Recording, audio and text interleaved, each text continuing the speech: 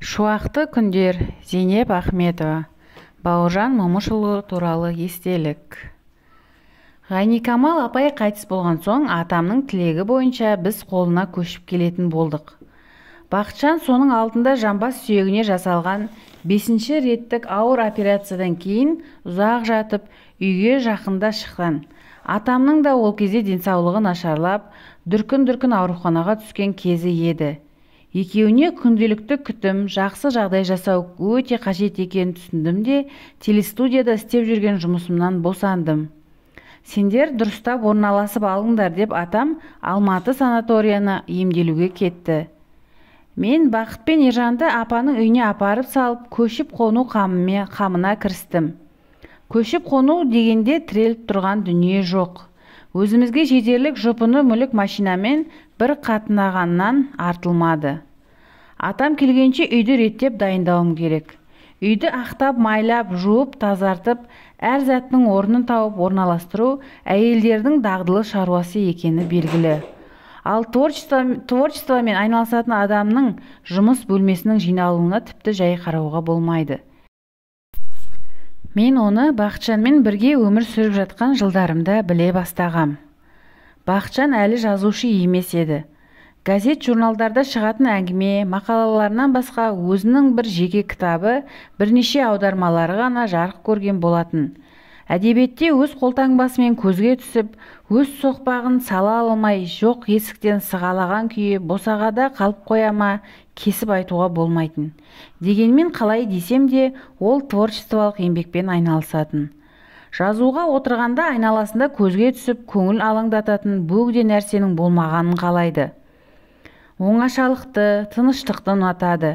Қағаздарына өте ұқыпты. Жазу үстелінің үстінде басы артық нәрсе жатпайды. Үнемі ретті таза ұстайды. Жұбайымның осындай әдеттеріне үйренгендіктен мына пәтерді жинап жөндеуді атамның жұмыс бөлмесінен бастадым.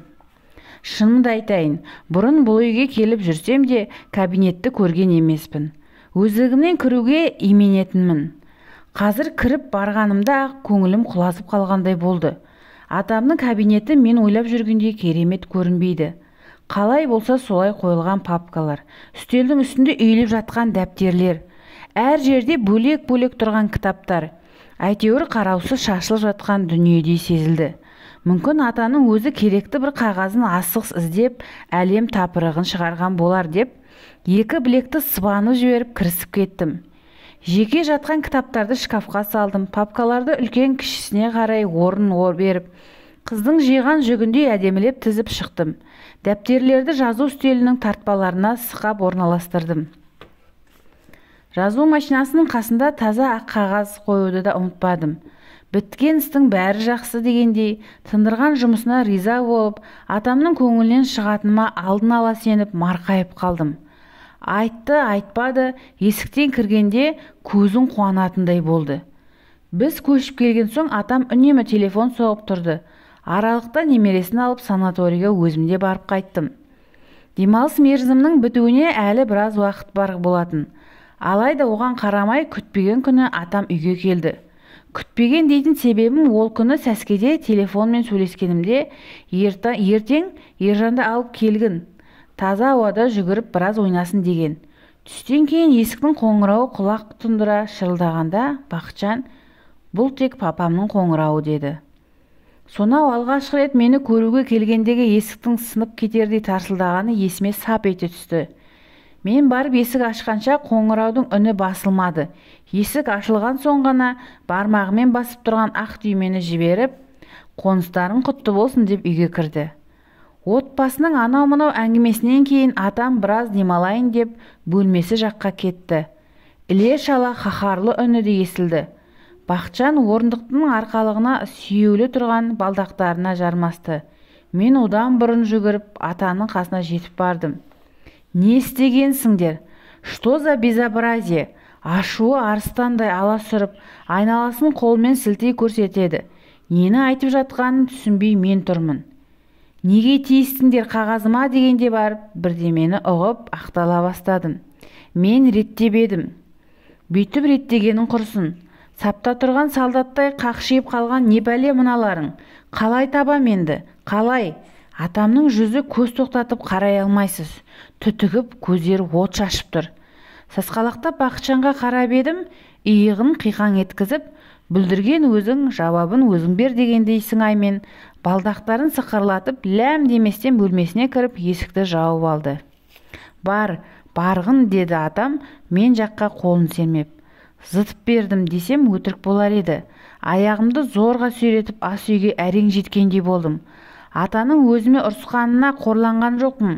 Бірге тұратын бірінші күннің айқайдан басталғанынан сескендім. Әрі жөндеймін деп бүлдіріп, атамды ренжіткеніме ұят қысып өкініш кернеді.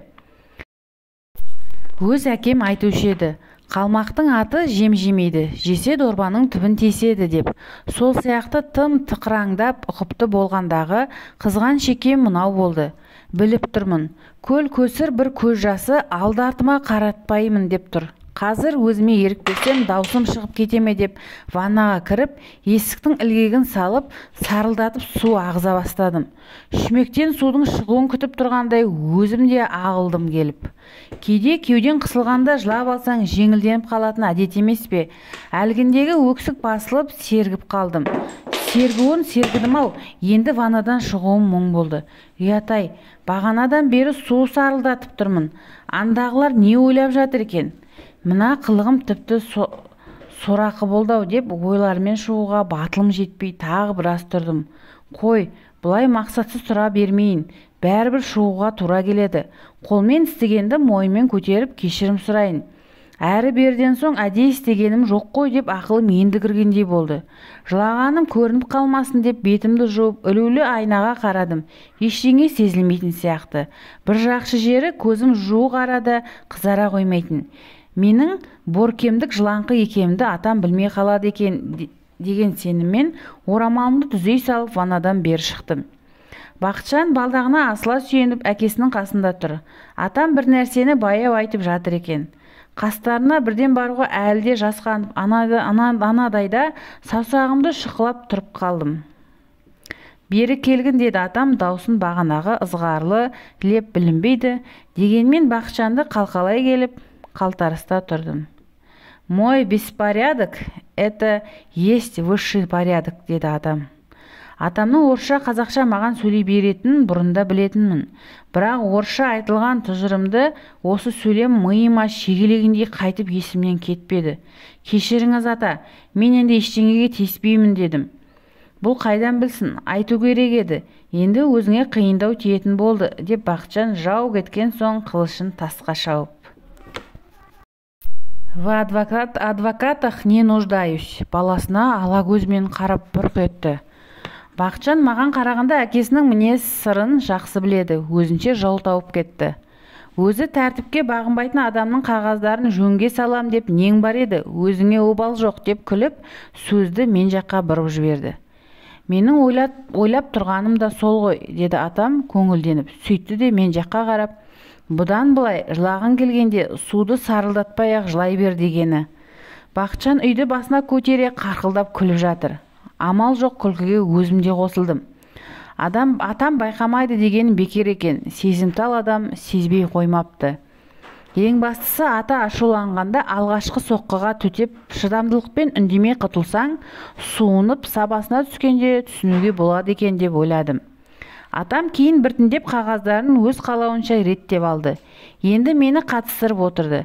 Әкел, апарып қой. Көк папкаға сал, қызыл дәптерді әкел, астыңғы тартпаға тиме дегенін орындай жүріп, ненің қайда жатқанын білетін халге жеттім. Бірақ атамнан сұраусыз өздігімнен қағаздарына қайтып тиіспедім. Шындығында сырттай бейберекет көрінетін сол дүниелер кез келген папканы ашқанда қатаң жүйеге бағынатынын білуге болар еді. Жазылуға тиісті тақырыптардың жиынтығы жазылған, бірақ әлі жарық көрмеген шығармалар, өлең, афоризм, кездесулер, тағы басқалар бәрі жеке-жеке жүйемен реттелген. Папкалар мен дәптерлердің орнын өзінен басқа адам ауыстырса таба алмай қалатын. Сондықтан да басы айқайдан басталатын, аяғы күлкімен біткен кішкентай эпизодтың атаның өзіне тән қиын әдеттерінің бірін есіме берік ұстап, қайтып ұмытқаным жоқ. Біз көшіп келіп, атаммен бірге тұра бастаған алғашқы уақыттар маған өте ауыр болды. Бақытжан өз бөлмесінен тамаққа шақырғанда шығады. Атам төсегін кабинетіне қойғызып алып, қағаздарын оқып, өзімен өзі, ол кісі жатады. Әкелі балалы болып шеркелесулері сирек, көзге көрініп тұрған көңіл жібітер мейірім, жылылықтың нышаны білінбейтін сияқты. Дастархан басына жиналғанда кәдімгі көңіл жықпас қара дүрсін әңгімеден әрі аспайды. Байқауымша, алдымен сөзден қашқақтайтын баласы. Аяғым көп отыруға шыдамайды деп ауруын алға тосады. Немесе істеп жатқан аудармасын сылтау етеді. Әйтеуір болмасын тезірек кеткісі келіп тұрады. Бастары енді қосылып, бір үйде тұра бастағанда бұлай болады деп ойламап едім. Бұрында әкелі балалы екеуінің ара қатынасының кейбір көріністерін түсінбейтінмін. Бірін-бірі айлап, жылдап көрмей жүре беретін. Ал кездескенде мейірленіп, қауышып, сағынысып көрсетін. Айқасса да, татуласса да, ашық сөйлесіп, түсінісіп жатушы еді. Өз басым бір әке-шешеден өсіп өрбеген үйде туып өскенмін. Әкемізді Бақытжан сияқты сен деп сөйлемейтінбіз. Мен анамнан гөрі әкеме жақын едім. Сондықтан болар жұбайымның әкесіне деген салқын мінезіне жыным ұстайды. Алайда бас салып кінәлауға, бітеу жараның аузын тырнап алам ба деп қорқам.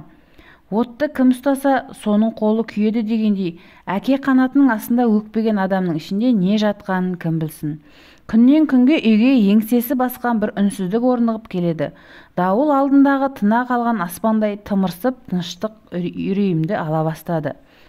Айналам толған электр тоғы сияқты. Абайламай тиіп кетсем өрт шығатындай, демімді ішіме тартып, аяғымды аяңдап басам. Өрт шыға қалса, дүлей күшке істер амалым қайсы. Бірге күйініп жанғаннан басқа қолымнан не келеді? Бұл сұрауларға жауап таба алмай өмірден көргенім аздық етеді. Шешуіне өрем жетпей дал болам. Бір нәрсе істеу керек деймін, бірақ не? Өзімде білмеймін.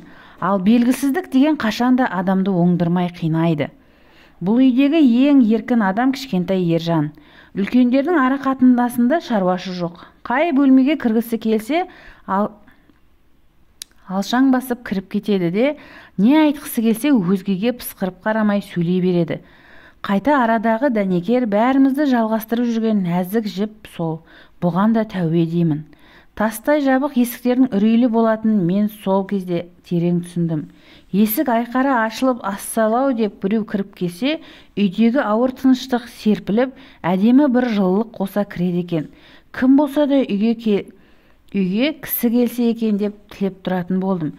Әсіресе атам мен Бақытжанды жақсы көретін бауырлары Шерхан аға Мұртазаев, Мекемтас аға Мырзахметовтер келгенде көмескі күн жарқырағандай бәріміз көңілденіп кетеміз. Ондайда ортақ әңгімеге де, әзіл де табылып жатады.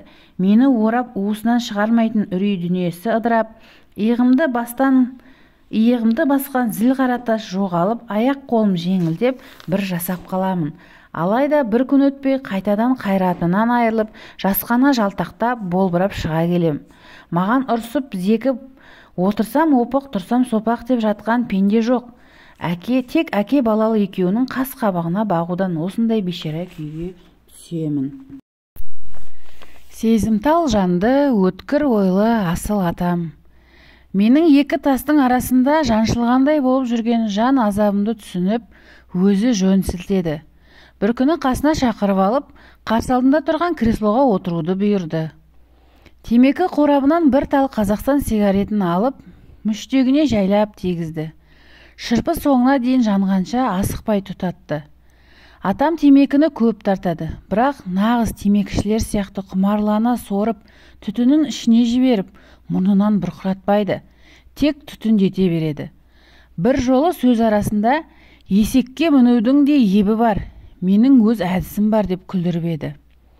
Атам үнсіз күл салғышқа мүштегін тықылдатып қояды.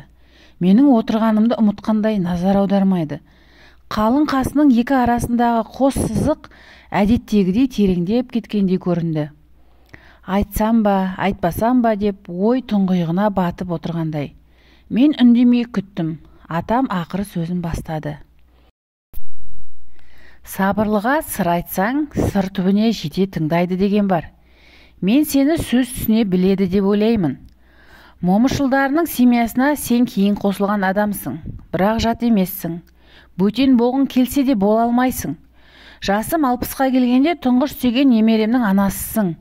Ол да момышылы, өз ұрпағым. Әңгіме желісі мен екенмін деп ойладым.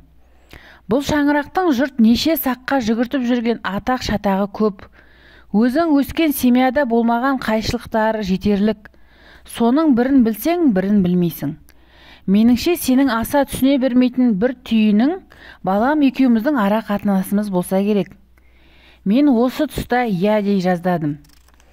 Бақытжан 41 жылы соғыстың ең сұрапыл кезінде туған. Оның 3 октябрьде дүниеге келгенін декабрьдің ортасында білдім. Хабардың дер кезінде жете қоюы мүмкін емес, аласапыран кез еді. Содан баламды 2 жастан асқанда бірінші рет көрдім. Тағдырдың өзі мені оған сирек көруге жазған екен. Соғыстан кейін отанға қажет болдым. Армия қатарында тағы қалдым. Әскери академия, Красноярск, қайтадан академия. Міне, осы жылдарда бақыттың менімен бірге болған күндерін жинақтаса, қанша болатынын айта алмаймын. Аз екенін анық білемін. Бірақ мен ұлымды ұмытқаным жоқ деп сәл тоқтады. Большой разрыв во времени привел к иному разрыву дегенде күнде айтыла бермейтін, жүрек қалтарысының бірінде жататын мұндай сырды әрі қарай орысша баяндаса, кейбір жерін жете ұғына алмай қалам ба деген бір күдік қылт етті. Бірақ атам әңгімесін қазақша жалғастырды. 1957 жылдан бастап мен бір жола кеттім. Мамасы екеуі бөлек тұрды. Неге деген сөз тілімнің ұшына келіп ақ қалғанмен дер кезінде ернімді тістей қойдым. Мен қарым қатынасымызды үзген жоқпын. Қалай болғанда ол менің жалғыз балам, өз қаным. Балталап шауып кетіре алмайсың. Алайда Бақытжанның мені түсінуге ол кезде жасы да шыдамы да жетпеді. Өшпенді көзбен қарап, бар кінәні маған артып өсті. Сыбағасынан айырылып, әке мейірімнің аулақ, тастанды болдым деп сезінгені анық. Бір жағынан 12-де жөн шығар. Пәлендей жүйелі әкелік тәрбие көрмеді. Күтімі жоқ егіннен қабын толмас дегендей жығылды, сүрінді, өздігінен бұл күнге жетті. Енді жасы 30-ға келгенде әкесімен бір үйде тұруға лезде көндіге қалады деу ақымақтық болар еді. Қартайған шағымда маған оңай тиіп жатқан жоқ. Сен былай істе, олай істе деп жол көрсетіп ақыл айтудан аулақпын. Алма сабағынан алысқа түспейді. Ол менің черновегім. Ақылы мен ақымақтықты, қырсықтығы бар, бір басына жетерлік деп атам әңгімесін бір қайырды. Неге екенін қайдам, атам осы жолы кібіртіктей сөйлеп отырған сияқты көрінді. Баласын ақтап, өзін кінәлайтындай сезілді. Мұны бұрын байқамаған едім. Атамның иілуге келмей шорт сынатын мінезіне үйрене бастаған мен үшін бұл бір тосын нәрсе болды. Только я оправдываться и давать отчет не собираюсь, понятно, деп қияға самғауға дайындалған қырандай дүрсілкінді. Өзіне өзі енді ұқсады. Понятно, ата деппін сасқанымнан. Түсінікті болса, жалтақтап, үрейленбей, алдымен өзіңді есіңді жи. Сен қазір осы үйдің главнокомандующісің. 3 момышылы қолыңда қарап отырмыз.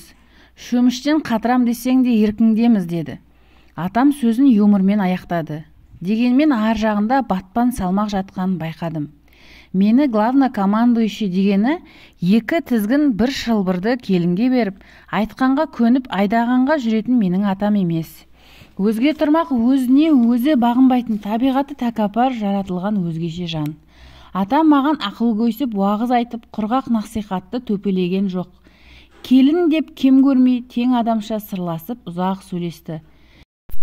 Семьямыздың басқаға жайып, жар салуға болмайтын ішкі жағдайларын тереңірек зерделеуге жетеледі. Түндікті мен аштым, есігіңді өзің қымта дегендей ұқтырды. Қазір семьядағы жалғыз әйел мен болғандықтан, осы үйдің ұйытқысы болып, отбасының береке құтын жылылығын сақтауды атқарар рөлім мен төгер еңбегімнің зор екенін анық сездірді. Анам марқым айтушы еді, 10 еркек толтыра алмаған бір үйді бір әйел толтырады деп. Ондай құдірет менің қолымнан қайдан келсін? Әйтсе де өзіме қараған жауапкершілік пен міндетті көтеруде кездесетін азды-көпті кедергілерге босаңдық жасап, мұжылмауым керек екенін білдім.